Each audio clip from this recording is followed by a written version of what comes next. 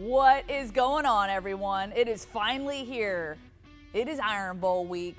We talking about the Iron Bowl. Mike McCoy over here knows a little something about the Iron Bowl. I sure do. A little something. Hey, it's a big week. It's always a big week when we get into rivalry week here. Alabama, Auburn, we're going head to head. Let's go now.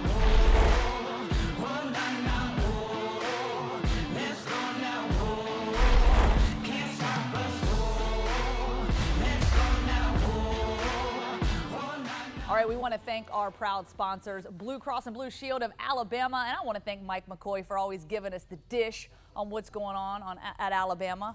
But hey, he's gonna counter with that today. He's got some counter punches because I don't think Auburn's gonna. We know they're not gonna sleep on this one. We know this one is going to be a tough matchup, as it always is. Before we get to the matchup, though, Mike McCoy, you played in a few Iron Bowls yourself. I did. I want to know from you what makes this rivalry so intense and so different. Because, look, I know Nick Saban's always preaching up every opponent's the same, but when you get into this week, the juice has to change a little bit in that locker room, right? Without a question, I'm originally from Mississippi, born and raised. Everybody talks about the Ole Miss, Mississippi State game or the Michigan State. There's nothing like the Alabama game. Alabama-Auburn it's a different type of energy. I mean, because you're talking about two historic programs that are going, what's the show? Head to head. So it's the battle of the juggernauts. It can go any way. It can go any way. And in years past time, it has been the national championship game.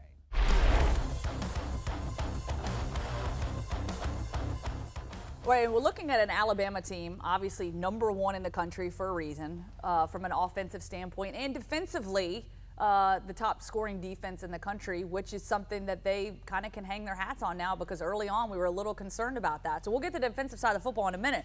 But on the offensive side of the football, Alabama has literally been lights out all season. And what's crazy to think is, it's hard to compare teams, and I was actually listening to John Mechie on the radio earlier this week, and it's interesting kind of hearing him, the boy from Canada. He's now here in Alabama.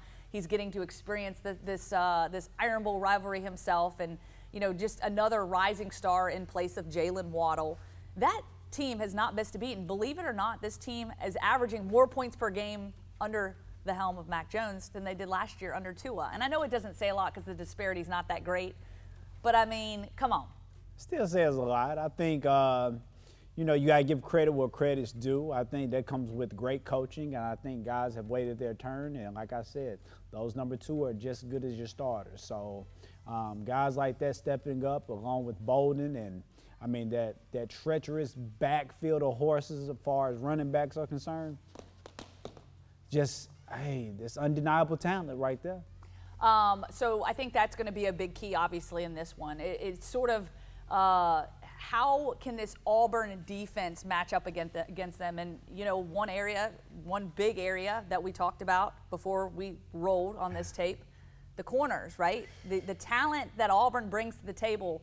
What kind of fits are we going to see that by far I think Auburn being one of the more competitive teams that this Alabama offense is going to face this year.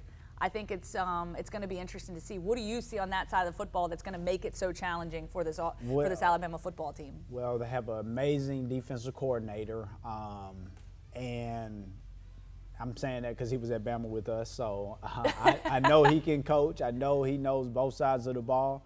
But if Auburn wants to have a fight in this game, they're going to have to press the corners. They're going to have to bring them up, and they're going to be in their face to try and disrupt the timing of the passes. So that's something that's going to have to take place along with their D-line, which always puts, every year in, year out, they are ferocious.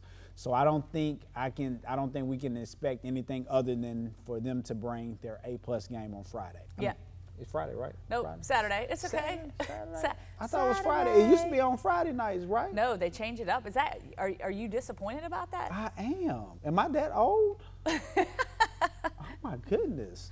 Little change up. Hey, but it's 2020. Anything goes in 2020. Anything goes. Let's be real. We know how that goes. So, okay, so with that being said, in my opinion, I think that this Auburn defense brings their A game. They showed some great things against Tennessee this past week, but I think that this Alabama offense is just so explosive. And I think that if they are, okay, Mac Jones, for the record, he did have one critical mistake in this game. It's been several quarters since he's thrown an interception. I guess that would have been in was it the Georgia game, I guess, was the last time that he threw an interception. But he's been playing mistake-free football. And like you said, a lot of guys have been stepping up in the place of Jalen Waddle. We've seen Mechie, we've seen Slade Bolden, that stable of running back. So it'll be interesting if Alabama has more success running the football this week, or if they're just going to have to continue to air it out and do what they do best with their playmakers. I think they got to stick to 50-50, roll it and run it. I mean, you can't stop it. You got to do it. I don't know what they're going to do. The only way I see Bama losing is if Auburn gets a hold to the playbook. But, hey, what do I know?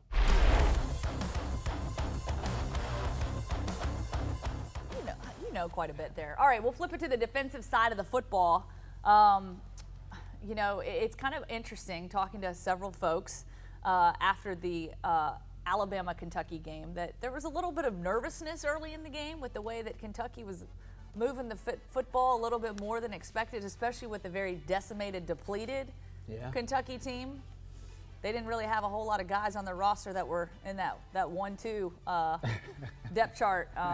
Some guys had to, sit this one out due to, COVID concerns. Right. So I know that was a little bit of a concern, but what is your perception of this Alabama defense, where they are today and how they go up against this Auburn offense who, let's be real, they got some weapons.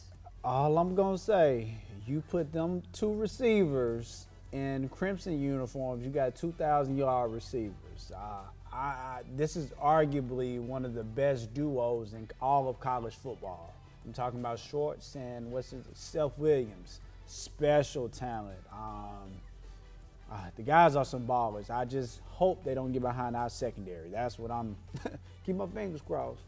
Well, and first of all, I like how you're a team player here. You're playing both sides of the fence. You call it like you see it. That's right. And I think that's going to be the big key. Obviously, they're going to need to get pressure on Bo Nix, and we've seen. First of all, Bo Nix does not play well outside of his stadium. He has struggled more so outside of his stadium, and I see more of the same, obviously, in Tuscaloosa. And being able to get pressure on him, that's going to be a big key for this Alabama defense. Get pressure on him, flush him out of the pocket. He gets a little flustered and kind of break up that chemistry with his receivers. And then, of course, running the football is going to be key. Stopping the run, big question, will Tank Bigsby be available for this? We know he's a huge threat. So if Tank Bigsby is not ready to go, he got hurt in Saturday's game against Tennessee for the Auburn Tigers. That could also prove to be a big-time deficit for this Auburn team. So what is Alabama going to have to defend? I don't know, but it's going to be fun. It's going to be fun to watch. Don't forget, Saturday, 2:30, Not CBS. Friday. Not Friday, guys. Y'all eat your turkey on Thursday. Enjoy some football on Friday, and then in comes the Iron Bowl. All right, prediction time. Prediction time. This is the time that we always wait for. That's it. What you got? Don't be stealing my score. I see you looking over at my notes here. I was kind of close. I was close this last week. I was very close. I don't even remember what I predicted last week. I have to go back and look. I think I said 52-3 last week. Okay. Yeah. Yeah, you're close. right. You had 3. Yep. It's the Iron Bowl. But I'm going to give us 42-14. Ooh, 42-14. Hey, I'm going to go 45-30. I got Auburn scoring 30. I know that's a lot. Defense, y'all terrible there. They doing that, man. Hey, I got some optimism on both sides of the football. It's going to be fun. It's not going to be the 100,000 screaming fans. It'll just be a percentage of that. Sounds like a scrimmage. It's going to be fun. I'm looking forward to it. Thank you, guys. Peace. Happy Thanksgiving. Be blessed. And Mike, see you guys soon. At Blue Cross and Blue Shield of Alabama, we cover what matters. It's guaranteed that I die a legend. Yeah, son, God, homie, I'm reverend. Breaks, just protecting my investment. Ask about me, integrity's not in question. Straight up, all the way up with the same.